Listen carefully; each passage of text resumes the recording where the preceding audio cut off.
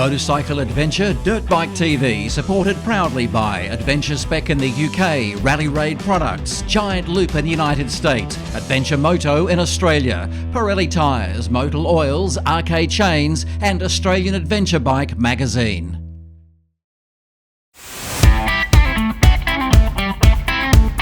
This is the third and final episode of a three-part series reviewing KTM's two biggest capacity adventure mounts for 2021, the KTM890 Adventure R and the KTM1290 Super Adventure.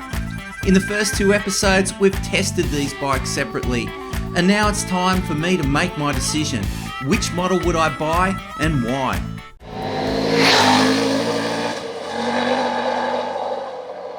Now, before I start, this is the third and final episode in a three-episode series looking at KTM's big adventure twins, the 2021 KTM1290 Super Adventure and the KTM890 Adventure R.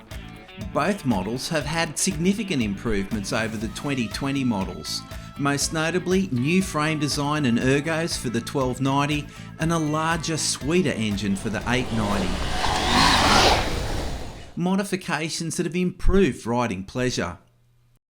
I'm going to try to avoid rehashing what I've already discussed in the two previous episodes that looks at both bikes individually at length. So if you want that information, I'll provide those links at the end of this video. It would be very tempting to grab the specification sheets of each bike and place them alongside each other and go through line by line making comparisons.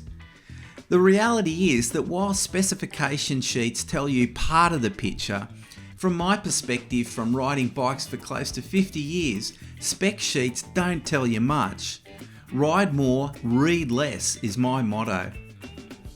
The ethos underpinning the design of both bikes is ready to race, and I have a feeling the 890 fits closer to the purity of that ethos than the 1290.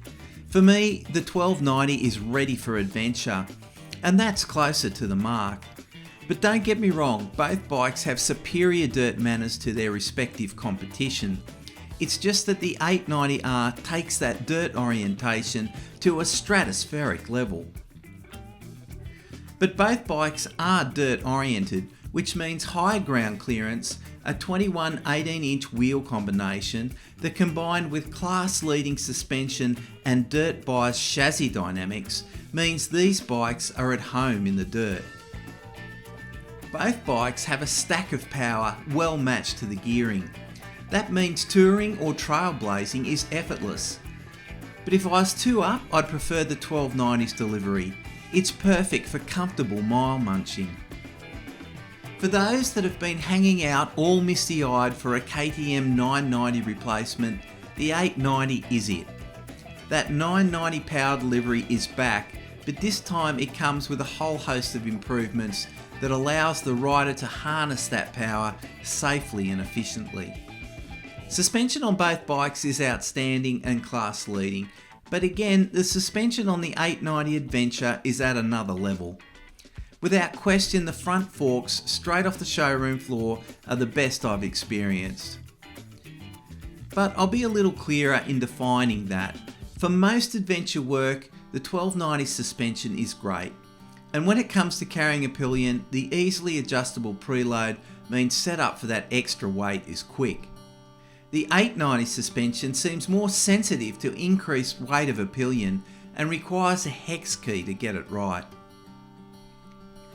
Ergos are a real strength of the 1290 for its purpose. This is a super tourer and you can sit or stand on the pegs of this bike all day. It's just perfect. The lowest seat height for many riders makes this bike accessible to them.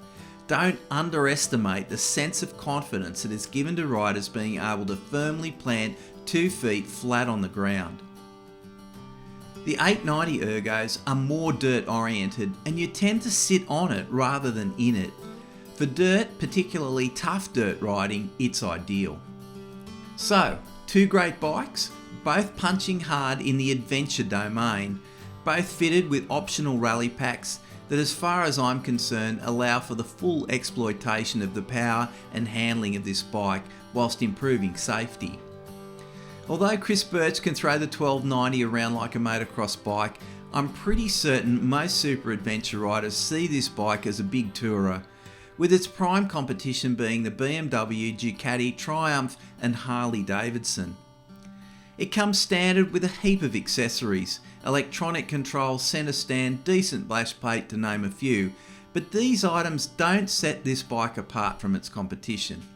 What sets it apart from its competition is its dirt-oriented handling, which is outstanding, but yet along the way the road handling has been improved as well.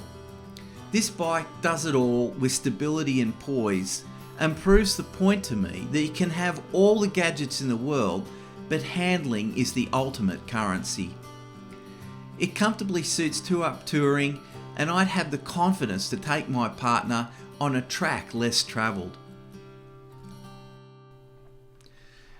But I regard myself as a dirt-oriented adventurer, still willing to ride through more difficult terrain. And frankly, the chances of getting my partner on the back is none and Buckley's.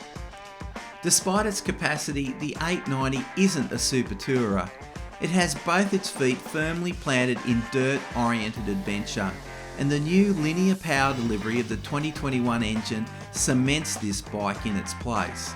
Yes, it lacks the classic presence of the super adventure, and for some the headlight tower and bulbous tanks down low is not attractive. But having ridden the bike extensively, those tanks get fuel weight low and centralised, and demonstrates that KTM will do what it takes to get the best handling from this parallel twin. And for their no holes barred push to excellent dirt handling, the KTM890 R is the one for me.